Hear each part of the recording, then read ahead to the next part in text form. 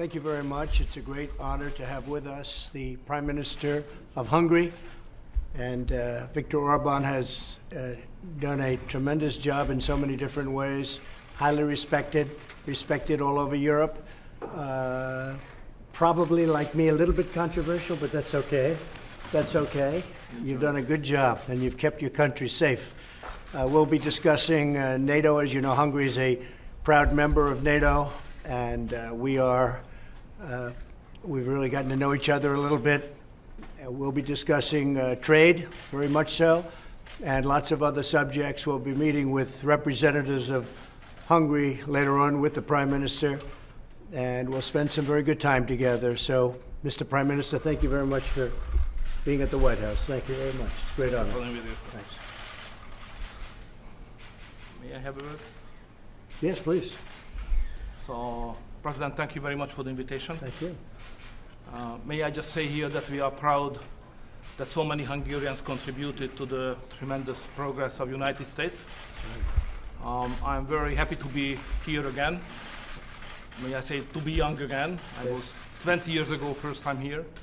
I have some expectations for this meeting this afternoon. First of all, to strengthen our strategic alliance. Then to discuss global political issues, because so many changes are going on and we have some similar approaches.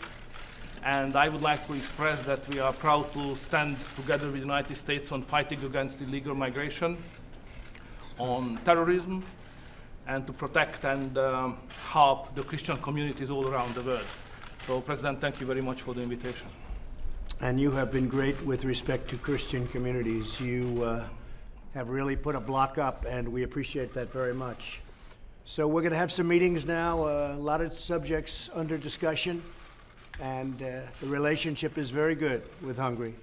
Thank you all very much. Mr. President, what's your reaction to China's decision today to retaliate on tariffs and the market reaction to that?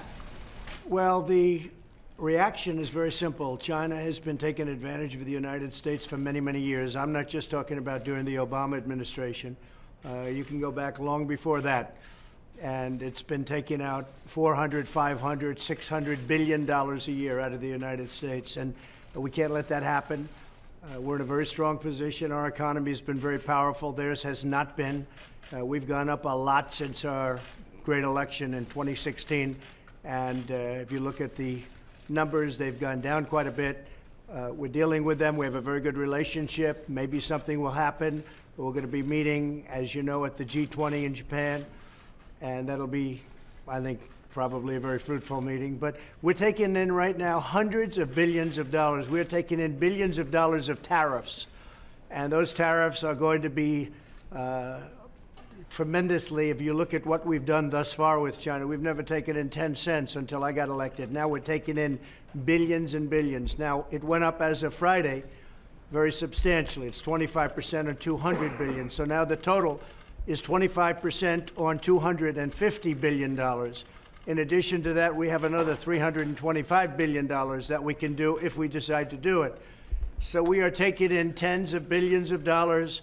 We've never done that before with China. We've never done that before with anybody, frankly, because we've been taken advantage of on all of our trade deals, practically.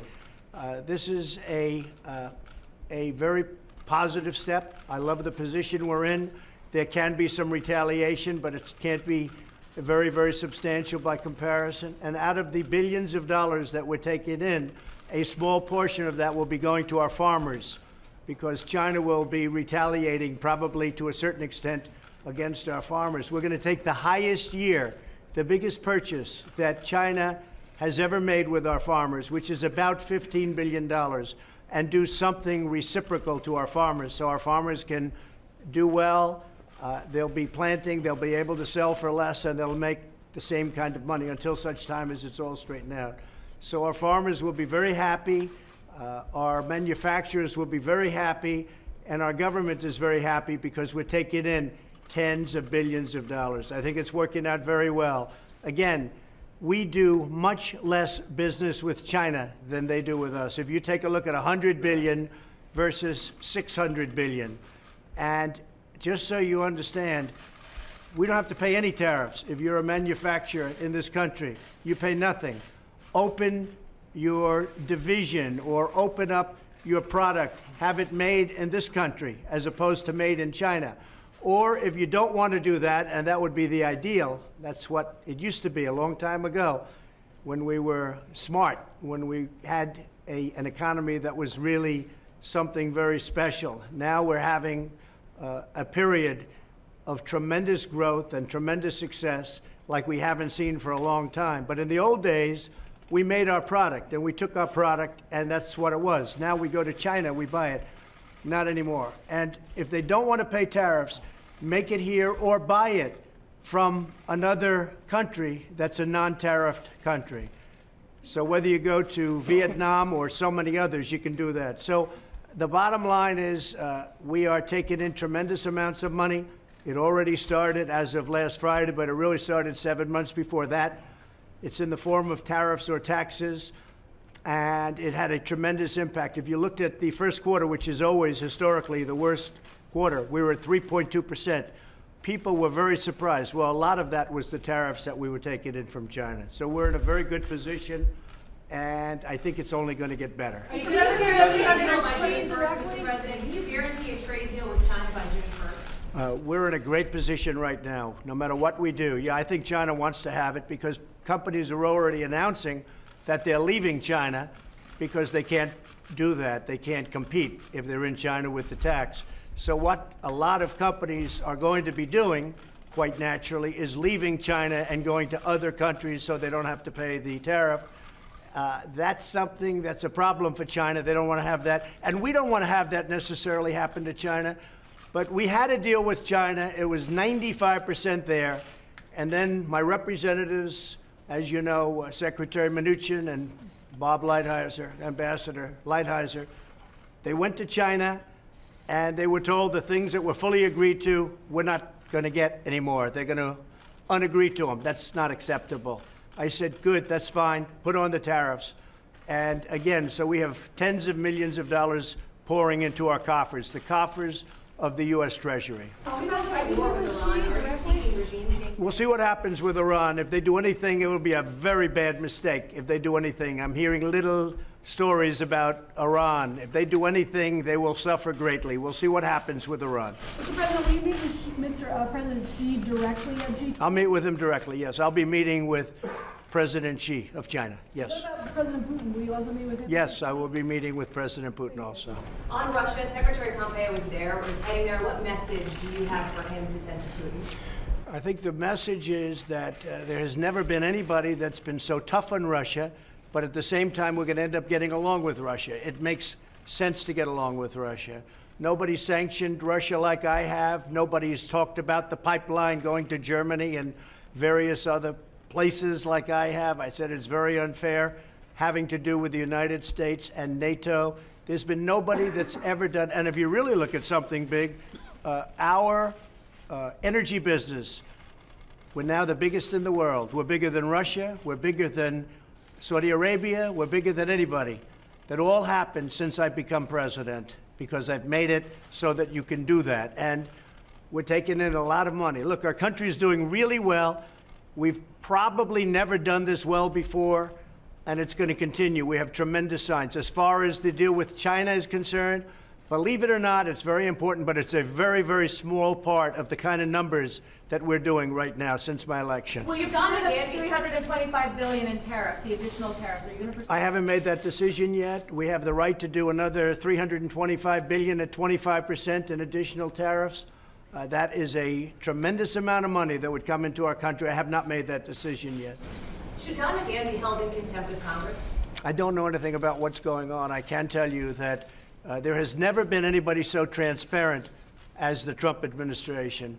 And it was no collusion and no obstruction. And we're wasting a lot of time with that stuff. But the Mueller report came out. It was a very good report for us. Mr. President, are you concerned about democratic backsliding in Hungary under this prime minister? Well, people have a lot of respect for this prime minister. He's a respected man. And I know he's a tough man, but he's a respected man. And he's done the right thing, according to many people, on immigration. And you look at some of the problems that they have in Europe that are tremendous because they've done it a different way than the prime minister. But I'll let him speak to that question. Mr. Prime Minister, please. From the people, by the people, for the people. This is the basis for the Hungarian government. So it's a government which is elected by the Hungarian people several times, so we are happy to serve our nation. What about democratic reforms, sir? We have a new constitution accepted in 2011 and it's functioning well. Mr. President, you talked Don't forget they're a member of NATO, and a very good member of NATO. And I don't think we can really go into too much of a discussion unless that's mentioned. Yeah. You talked about transparency, sir. If you're so transparent, why continue to block these House Democrats who are looking for information? Because they're asking for things that they're not entitled to. I could ask them, I assume, if they ask me, I could ask them for the same kind of thing. They wouldn't want to do it. All they're doing is trying to win an election in 2020, and I think we're in very good shape. We have the strongest economy we've ever had. We have the single best employment numbers we've ever had, and unemployment numbers. You know, it's very interesting, but Mr. Prime Minister, as of today, we have the most number of people working in the United States that we have ever had at any time in the history of our country. Almost 160 million people are working. So that's a big number. I just saw the final number. We're close to 160 million people. If you look at African American, Asian, Hispanic unemployment, it's the lowest number it's ever been. So we're doing really well, and all the Democrats want to do is find any way they can to stop it. They're putting their own personal goals ahead of the country, and you can't do that. You just can't do that. And we have a wonderful Attorney General. He's done a very, very good job, and I'm sure it'll all work out. On your campaign, sir, will you commit to not using any information stolen from a foreign adversary? Will you make that commitment? Well, I never did use, as you probably know. That's what the Mueller report was all about. They said no collusion, and I would certainly agree to that. I don't need it. All I need is the opponents that I'm looking at. I'm liking what I see. Mr. President, are you concerned about the attacks on oil tankers in the Middle East? We'll see what happens. It's going to be a bad problem for Iran if something happens, I can tell you that. They're not going to be happy. They are not going to be happy people. Okay? You can figure it out yourself. They know what I mean by it. Okay, does anybody else have a question other than these two? Any questions for the Are there any questions for the Prime Minister, please? Mr. President, what can you tell us about this American citizen that was rescued by the French in Africa? Yes, the French did a great job. The French did a great job, and we appreciate it very much, and I've already communicated that feeling. We worked with them on intelligence, and we were able to get that person back, and we thank the French very much. Great job. Who is she? What was she doing? I don't want to tell you that now. I'll tell you at some later date, I'm sure. Okay. The farmer aid package, sir, the $15 billion, can you elaborate on what that looks like, where that's coming from? Well, it's being devised right now. It's something that has taken place over the years, and if you would like, speak to Sonny Perdue, Department of Agriculture. We love our farmers. We take care of our farmers. Our farmers have been incredible. No country can get in the way of our farmers. Our farmers are great patriots, and they've done a fantastic job. So our farmers are going to be very well taken care of. Thank you all very much. Thank you.